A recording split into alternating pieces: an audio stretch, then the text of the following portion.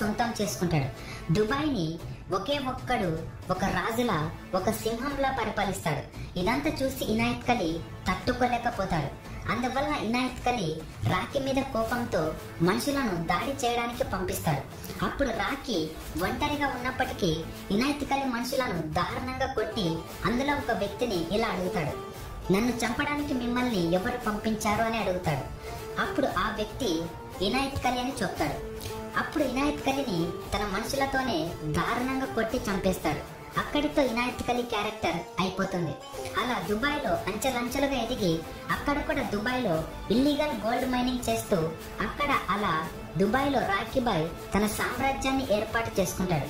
ఇక్కడ ఇంట్రెస్టింగ్ విషయం ఏమిటంటే ఇనాయత్ కలీ చనిపోక ముందే ఇంకా రాకీ చనిపోలేదని, ప్రస్తుతం మొత్తం దుబాయ్ని ఆక్రమించుకొని తన గుప్పెట్లో పెట్టుకున్నాడు అని, మళ్ళీ తిరిగి మీ ఇండియాకి వచ్చి దేశాన్ని మొత్తం ఏలుతాడని మన భారతదేశం యొక్క ప్రైమ్ మినిస్టర్ అయిన రాఘవన్కి ఫోన్ చేసి పర్సనల్ గా చెప్పి ఉంటాడు ఇనాయత్ కలీ.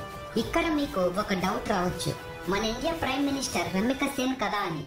కానీ ఆమె ప్రైమ్ మినిస్టర్ పదవికి రాజీనామా చేసి ఉంటుంది.